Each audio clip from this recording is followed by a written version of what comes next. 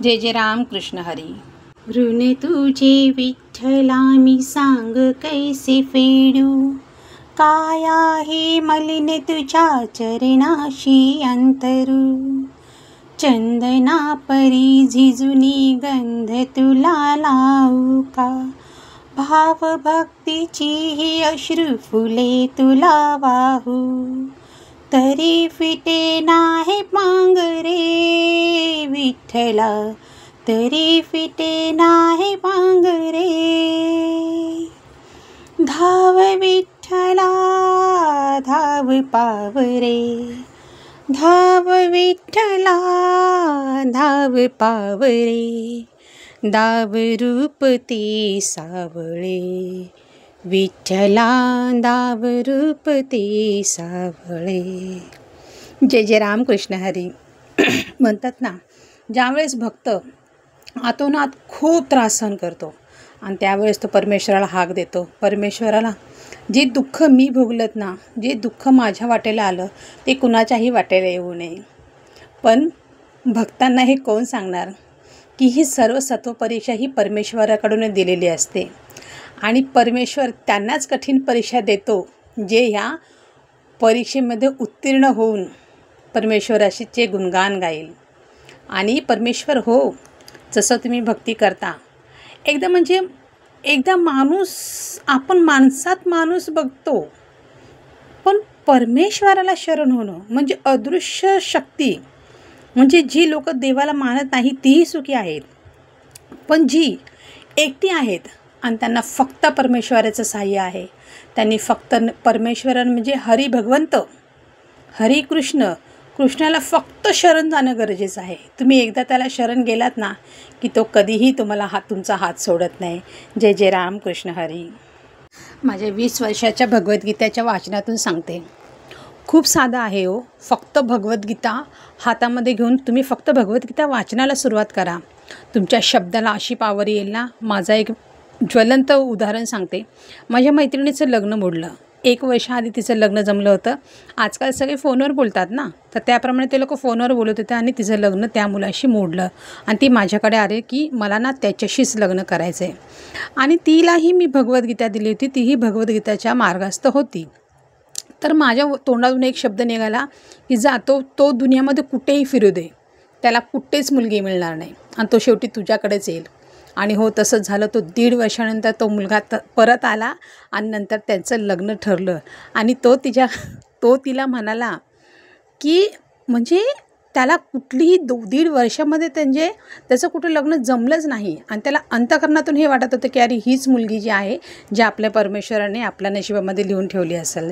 जय जय राम कृष्ण हरी। आणि खरा संघर्षाचा काळ तर लग्नाच्या नंतर सुरू होतो, ज्यावेळेस एक मुलगी दुसऱ्यांच्या घरी जाऊन नांदते, सासू सासरे, नणंद, भावजया, जाऊ ह्या सगळ्यांमध्ये नांदते, तेव्हा खरी परीक्षा तिथं असते। आणि तसाच प्रसंग आला, तिचे मिस्टर दुबईला गेले आणि दुबईला गेल्यामुळं त्याला जरा मोठेपणा आला की तो बायकोला व्हॅल्यू देत नव्हता आणि मग ती माझ्याकडे परत आली। म्हणजे 1-1.5 वर्षानंतर लग्न झाल्याच्या नंतर, तिला एक मूल झाल्याच्या नंतर ह्यांनी परत नाटकं सुरू केली की म्हणजे ती थोडीशी त्याच्यापेक्षा हाईटने कमी होती, थोडीशी सामान्य होती, हाच विषय होता। आणि त्याला वाटलं मी दुबईला गेलं तर माझं अजून आयुष्य जरा चांगलं होईल। आणि तुम्हाला सांगते, ती परत माझ्याकडे आली, तिने मला परत तिचा विषय सांगितला आणि ती म्हणाली की मी त्याला कोर्टामध्ये खेचल, लग्नाचा खर्च घेईल, त्याला हे करेल। मी म्हणाले अरे, मग मी तिला परत उपदेश केला की अरे, तुझं लग्न हे परमपिता परमेश्वराने जोडलेलं आहे, तर तू त्याला सांग ना, तू त्याला सांग, बघ तू आताही कृष्णाला शरण जा आणि परमेश्वराला सांग की हे तू जर लग्न जोडलंस ना तर हे टिकवणं ही तुझ्या हातात आहे आणि परमेश्वर काय तुझ्यासाठी चमत्कार करेल बघ, तो परत तुझे पाय धरत येईल। हा शब्द माझ्या तोंडातून निघावा आणि परमेश्वराने हा शब्द माझा खरा करावा। जय जय राम कृष्ण हरी। आणि तुम्हाला सांगते, तिने सासरी गेली, तिच्या मिस्टराने सासरी बोलवलं, काय घडलं काय नाही घडलं काय माहिती नाही, पण तिच्या नवऱ्याने तिला फोन केला आणि त्याने सांगितलं की मी जितका तुला त्रास दिला तितका त्रास मला होतोय। त्याचा जो दुबईचा जॉब होता तो जॉब सुटला, त्याला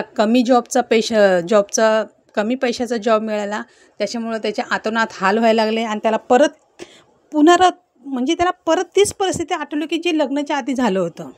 त्याला हे स्वतः कळलं की अरे मी माझ्या पत्नीला त्रास दिल्यामुळे हे माझ्याबरोबर घडतं आहे. आणि तो तिला म्हणाला की तू तुझ्या कृष्णाला सांग मला माफ करायला. मला हे कळलं आहे की मी तुला त्रास दिल्यामुळे हे मला माझ्याबरोबर घडतं आहे. तर ह्या गोष्टी घडतात आहे. काय कोणाची सहाय्यता पाहिजे हो आपल्याला. रामाने पण त्याच्या मुलीला राजाच्या घरी दिलं होतं की माझी मुलगी राजवैभव सुख भोगेल. पण काय झालं, सकाळी उठून त्यांना वनवास मिळाला. तसं आपण आपल्या नशिबाच्या धनी आहोत. आपण काय निवडायचं. मायेच्या कठीण परिस्थितीमध्ये एखादा चांगला मुलगा, पैसेवाला मुलगा बघून पळून जाऊन किंवा लव्ह मॅरेज करायचं किंवा काय करायचं, किंवा संघर्षाच्या काळामध्ये आपण आपल्या माहेरच्या लोकांनाही साथ द्यायची. हे आपल्या हातात आहे. म्हणजे संघर्षाच्या वेळेस परमेश्वर आपल्याला दोन मार्ग देतो. एक तर अधर्माचा आणि एक धर्माचा. तर मार्ग कुठला करायचा, तर सत्य आहे. नेहमी धर्माचाच मार्ग करायचा. कारण सत्य की कभी भी हार नहीं होती है. आणि सत्य म्हणजे कोण, म्हणजे परमेश्वर म्हणतात ना की तुम किसकी ओर खडे हो. अर्जुनाने सांगितलं, विचारले की परमेश्वरा तू कुठं उभा आहेस. तर मी नेहमी सत्याच्या बाजूने उभा आहे. आणि जिथं सत्य आहे तिथं परमपिता परमेश्वर नक्कीच उभा आहे. माझ्या लक्ष्मीनारायणाला बघा, मी माझ्या 20 वर्षाच्या तपश्चर्येचं फळ आहे हे लक्ष्मीनारायणचं मंदिर, ज्यांची आज मला सेवा मिळाली आहे. आणि मंदिराच्या सेवेसाठी छोटासा प्रयत्न आहे. माझ्या यूट्यूबच्या चॅनलला सपोर्ट करा, शेअर करा, लाईक करा आणि सबस्क्राईब करा. आणि इतरांनाही भगवद्गीतेचा उपदेश करा. भगवत भक्त बना, सेवेकरी व्हा, लोकांना सेवा द्या. आणि आज ही सेवा हीच काळाची गरज आहे. जय जय रामकृष्ण हरी. तूच सांग विठ्ठला हे काय कुठले नाते, माय बाप बंधू सखा तूच सर्व वाटे. विसरलो मी देह भान रे विठ्ठला, विसरलो मी देह भान रे. धाव विठ्ठला धाव पावरे, दाव रूप ते सावळे विठ्ठला.